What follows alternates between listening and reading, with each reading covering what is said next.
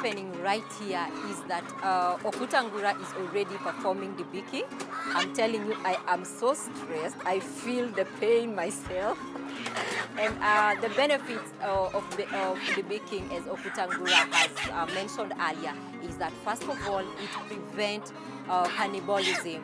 And cannibalism can cause to so many losses of many birds, because once they peck on each other, they can peck on each other until they die. The other benefit of the debeaking is that they are able to feed without pouring the feeds, which might go to waste considering how expensive the feeds are. And Okutangura is now going to tell us, is going to give us more information on what really triggers cannibalism amongst birds. Yes, Okutangura, maybe as you continue to do the baking, maybe you can tell us what triggers cannibalism. Some factors. One, it could be overcrowding. When the birds are overcrowded, they are stressed. So out of the stress, some birds start pecking each other, and eventually it will lead to cannibalism. Another cause of cannibalism is brought about by excess heat in the poultry house, which stresses them too, and they start pecking each other, which leads to cannibalism. Another thing is lack of nutrients in the body, especially there are some amino acids like methionine, which could lead to feta pecking. Another thing is injuries. When birds are injured, some birds in the flock get furious and they start pecking each other, which can also lead to cannibalism. Okay, maybe just to highlight some of the reasons Okutangura has mentioned. First of all, he has said if the birds are overcrowded, that can incite them to start pecking on each other. And another thing is that if there is so much heat in the poultry house, it can still be another reason why cannibalism can occur. So Okutangura, what are the side effects of what you're doing right now? Okay, debeaking has some serious effects, although we cannot avoid it. And one effect of debeaking could be because pain, because as you understand, the nerves are in the beaks.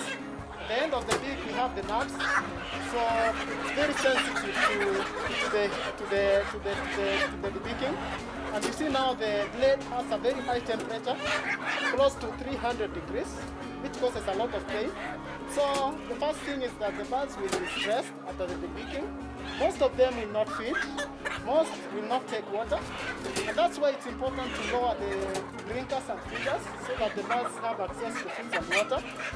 Secondly, the birds will lose weight because if there will be less feeding, so the weight loss will be there, and it will also affect growth. So that means that these birds will delay in laying. So instead of starting laying at 18 weeks, they might delay by 1 or 2 weeks. So those are the side effects of debeaking. Some of the things Okutangura has said, some of the side effects of debeaking is that the birds may not be able to feed so well, which may actually cause underproduction. So Okutangura, maybe you can tell us at what age should the birds be debeaked? Normally, in some countries, debeaking is normally done at day 1. Just the beak trimming slightly, and then repeated later on at 12 weeks. But since these birds are a bit older, they are close to 16 weeks. So we are debeaking them at a later stage, just to prevent the cannibalism. But the best time to debeak is usually at 12 weeks, because by then the beaks are usually softer. At the same time, there is usually maybe less bleeding, because the older they get, the more blood vessels there are in the beaks, so there is a lot of bleeding. But the bleeding, we counter it by the use of a hotter blade. This blade will cut, and at the same time it will cauterize the beak. All right, so debeaking seems to have the side effects, and I believe in every operation there is always the negative, there is always the advantages and the disadvantages. But in this case, it is advisable that poultry farmers, especially those who are rearing layers, ensure to debeak their birds. So Okutangura, we've had instances where farmers debeaked and the beaks grew back. So what may have been the likely causes of that? That is as a result of improper debeaking. The best way to debeak is to make sure that for the upper beak, you cut like 3/4 of it, and then the lower beak, you trim a quarter of it. That will ensure that the beak will take a long time before it grows back. So that's the best way of, that's how it's supposed to be done. So you've heard, if you need to do debeaking, ensure to work with a professional, or else you will find the beaks growing back and you may have to repeat the process all over again. So what we have here is a total number of, we have 1,100 birds that are being debeaked, and I still believe that we are moving on to the next structures. So today is going to be a very, very long day because all the birds have to be debeaked.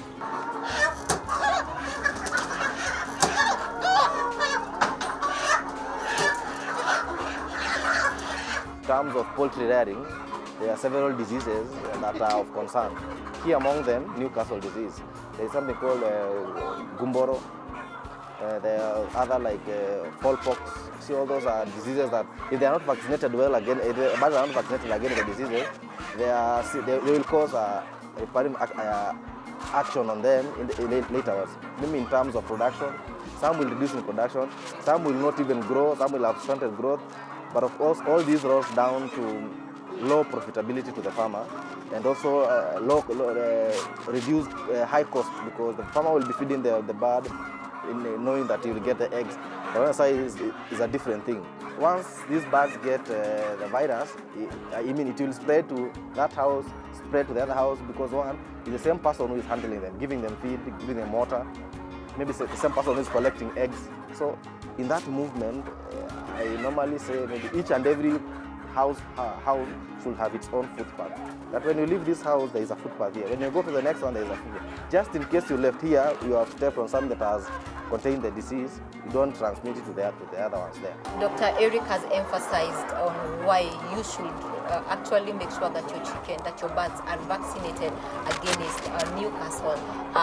Jane Ndongo is the owner of this farm, and she actually mentioned to us, and she will be telling us more on this, that she actually lost over 1,000 birds, sometimes over the same disease. So maybe you can tell us, Dr. Eric, at what age should these birds be vaccinated? So it depends. At some point, it depends on who has supplied the bird. Sometimes the Easter brown will say 6 weeks, between 6 weeks and 8 weeks. Some of the ones like the other companies who are also doing the same.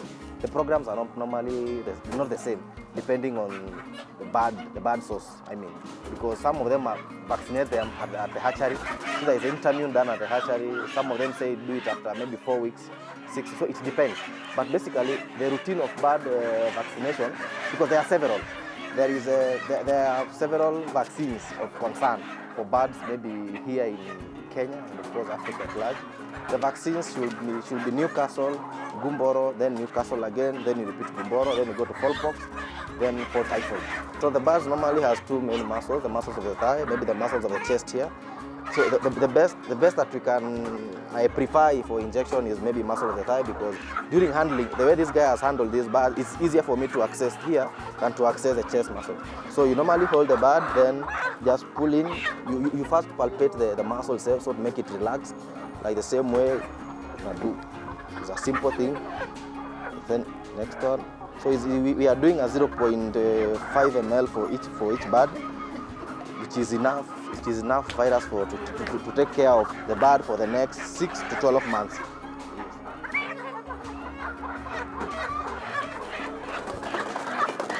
So today may be a very stressful day for these birds, going through the debeaking and vaccination at the same time. On the other hand, Jane is such a happy farmer because at least she will not lose birds again through Newcastle disease.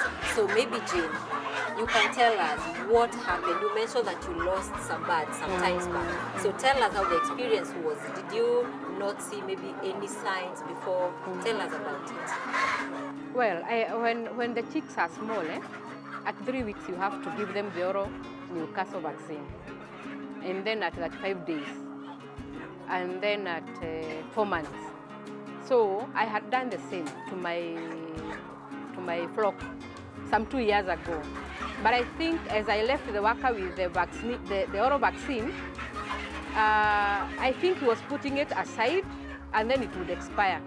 So I didn't know. So I lost the whole 1,000 flock 2 years ago. Now when you vaccinate them at 4 months, the injection, now they are not dead. So they will lay for the next 1 year without giving them the oral vaccine. Yeah. Jane now is going to give advice to farmers on what they should look out for, just to make sure that they also don't find themselves in the same situation. One, you have to have your vet, whether it is at the agro-vet or whether he visits you in the home. Then you have to follow the program from day 1, day 7, day 14, 21, all through. And then when you see any signs of any death or of any weak hen, you take it to the vet so that he can diagnose the problem. So you have to do monitoring every now and then. And then when they are sick, if any of them is sick, it has to be taken to the vet. If there are any deaths, you take them for post-mortem. The signs are different, you know. Like now, coccidiosis is different. It is different from Newcastle. Yeah. What are your expectations now from this flock now, which has already been vaccinated? At what point when are they supposed to start laying eggs? My expectation is within 2 weeks, they will start laying, and within 7 months, they will be at optimal production, and I will start collecting eggs for the next 1.5 years.